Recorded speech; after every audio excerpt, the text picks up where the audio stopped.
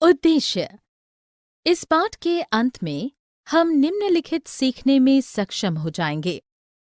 विकास के वादे, विभिन्न व्यक्ति विभिन्न लक्ष्यों पर चर्चा करने में, आय और अन्य लक्ष्यों का वर्णन करने में, राष्ट्रीय विकास को परिभाषित करने में, विभिन्न देशों या राज्यों की तुलना कैसे की जाए इसकी व्याख्या करने में, आय और अन्य मापदंडों का विश्लेषण करने में, सार्वजनिक सुविधाओं का वर्णन करने में, विकास की धारणीयता पर चर्चा करने में।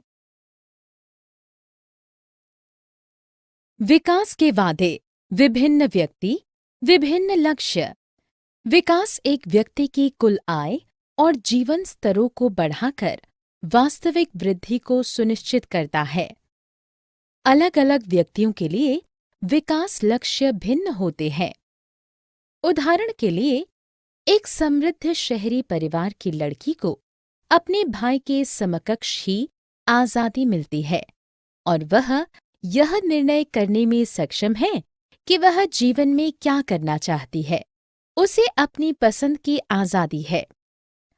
आय और अन्य लक्ष्य या आकांक्षाएं। लोग अपनी रोजमर्रा की जरूरतों को पूरा करने के लिए अधिक वेतन प्राप्त करना चाहते हैं। कंपनियां नकदी जैसी भौतिक वस्तुएं प्रदान करती हैं। फिर भी इसके अतिरिक्त लोगों को स्वावसर, सुरक्षा और दूसरों का आदर जैसी अभौतिक वस्तुएं भी चाहिए। कभी-कभी लोचता, सुरक्षा और स्नेह संबंध अधिक मंजूरी या अधिक उपभोग से अधिक महत्वपूर्ण हो जाते हैं, क्योंकि जीने के लिए केवल भौतिक वस्तुएं ही पर्याप्त नहीं है। कुछ संगठन वेतन कम देते हैं, लेकिन नियमित रोजगार प्रदान करते हैं जो सुरक्षा की भावना को बढ़ाता है। दूसरे मामले में कुछ संगठन अधिक वेतन देते हैं, लेकिन कार्य की सुरक्षा नहीं देते हैं। ऐसी नौकरी सुरक्षा की भावना को कम करती है।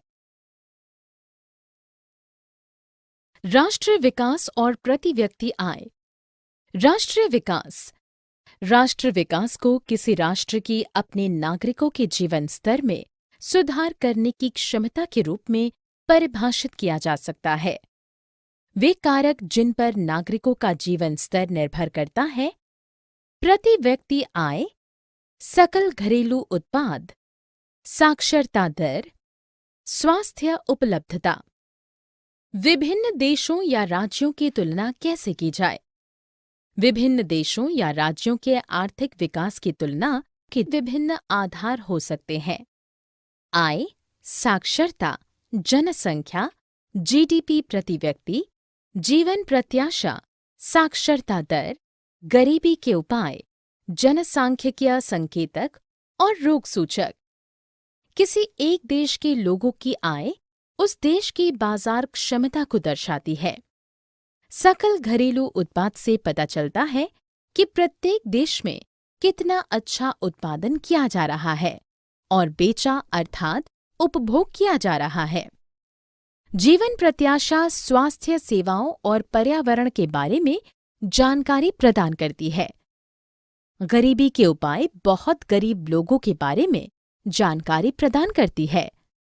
साक्षरता उन लोगों की स्थिति के बारे में बताती है जो सरलता से एक दूसरे के साथ बातचीत करने में सक्षम है। प्रति व्यक्ति आय के मापदंड का उपयोग करने की निम्नलिखित सीमाएं हैं। यह आय के वितरण को नहीं दर्शाती हैं।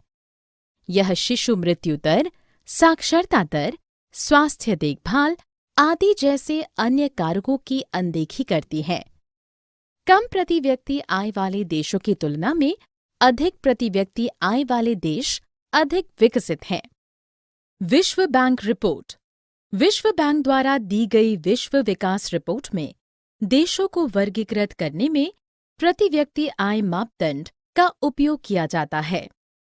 2013 में प्रतिवर्ष 12,736 अमेरिकी डॉलर या इससे अधिक प्रति व्यक्ति आय वाले देशों को समृद्ध देश कहा जाता है। मध्य पूर्व के देशों और कुछ अन्य छोटे देशों को छोड़कर समृद्ध देशों को विकसित देश भी कहा जाता है। 1045 अमेरिकी डॉलर या उससे कम की प्रति व्यक्ति आय वाले देशों को कम आय वाले देश कहा जाता है। भारत निम्न मध्यम आय वाले देशों की श्रेणी में आता है, क्योंकि वर्ष 2013 में प्रति व्यक्ति आय 1570 अमेरिकी डॉलर प्रति व्यक्ति। आय और अन्य मापदंड। लोगों के विकास लक्ष्य को प्राप्त करने के लिए आय जैसी भौतिक वस्तुओं के साथ साथ उन्हें स्वतंत्रता, सुरक्षा और दूसरों का आदर जैसी अभौतिक वस्तुएं भी चाहिए। एक राष्ट्र के विकास के लिए एक औसत आय या प्रति व्यक्ति आय आवश्यक है। चयनित राज्यों की प्रति व्यक्ति आय, जिसे एक व्यक्ति की आय के रूप में भी जाना जाता है, एक आर्थिक इकाई जैसे किसी देश या शहर के लोगों की औसत आय होती है। प्रति व्यक्ति आय को आमतौर पर औसत आय के रूप में उपयोग किया जाता है, जो कि किसी राष्ट्र की कुल जनसंख्या की संपत्ति का आकलन है, विशेषकर अन्य देशों की तुलना में। तालिका के अनुसार महाराष्ट्र की स्थिति 1,01,314 रुपये प्रति व्यक्ति आय के साथ सबसे ऊपर थी, जबकि बिहार की स्थिति 23,435 रुपये प्रति व्यक्ति आय के साथ सबसे नीचे थी। इसका अर्थ है कि महाराष्ट्र में एक व्यक्ति ने एक वर्ष में 1,01,314 रुपये कमाए, जबकि बिहार में एक व्यक्ति ने एक वर्ष में केवल 23,435 रुपये कमाए। इसलिए महाराष्ट्र 1,01,314 रुपये प्रति व्यक्ति आय के साथ बिहार से अधिक विकसित है। महाराष्ट्र, केरल और बिहार पर तुलनात्मक आंकड़े। किसी राष्ट्र का विकास साक्षरता दर पर भी निर्भर करता है।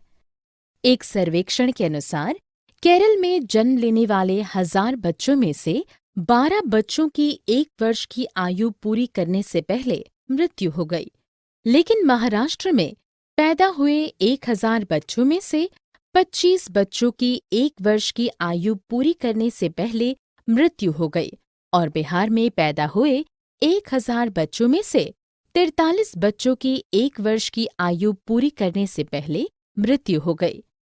आखिरी कॉलम से पता चलता है कि केरल में 14 से 15 वर्ष के आयु वर्ग के 100 में से 78 बच्चे 8वीं कक्षा से आगे स्कूल नहीं जा रहे हैं।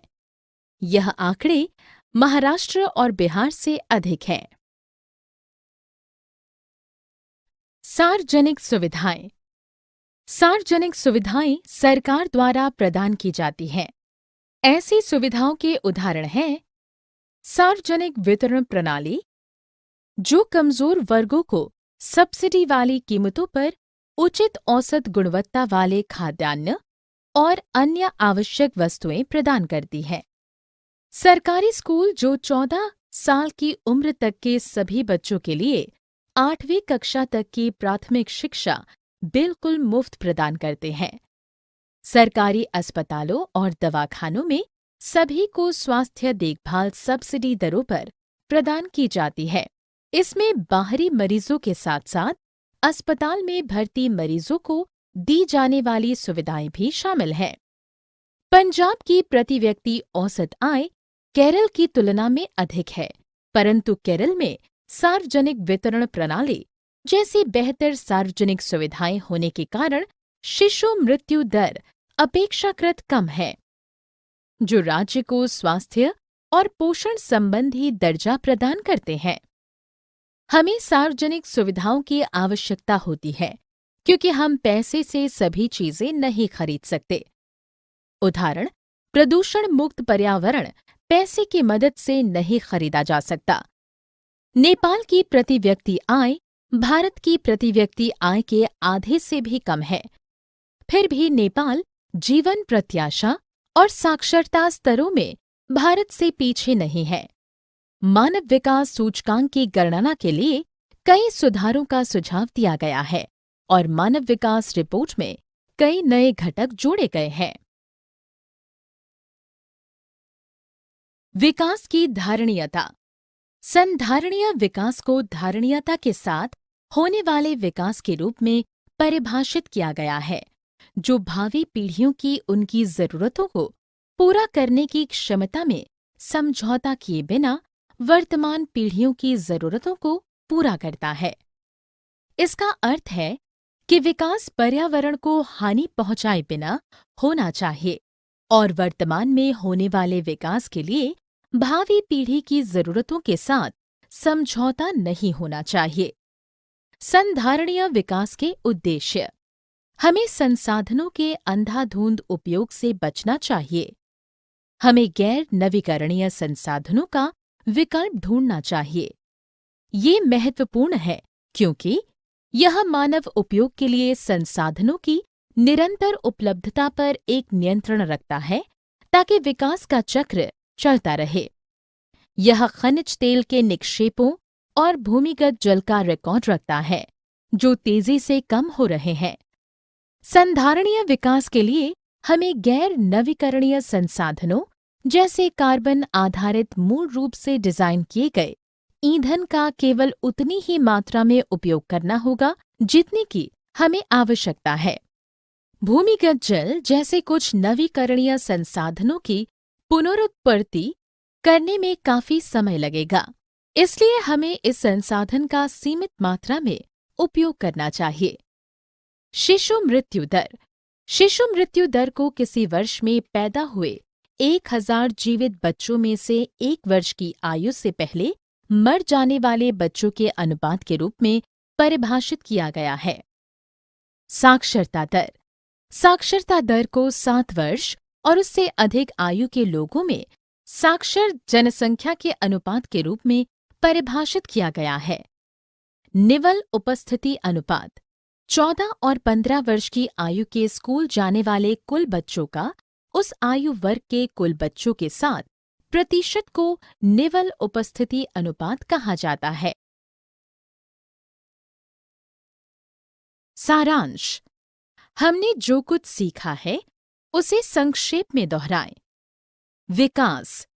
विभिन्न व्यक्ति, विभिन्न लक्ष्य, विभिन्न व्यक्तियों के विकास लक्ष्य अलग अलग हो सकते हैं। आय और अन्य लक्ष्य।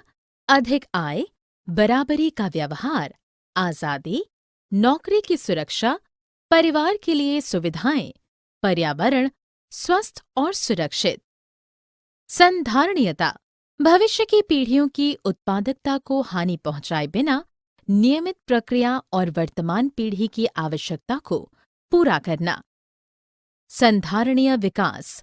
आसपास को हानि पहुंचाए बिना विकास। औसत आय। देश की कुल आबादी द्वारा विभाजित देश की कुल आय। राष्ट्रीय आय।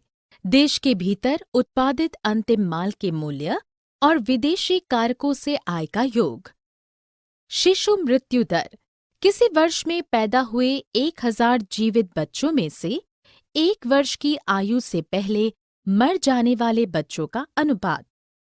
साक्षरता दर।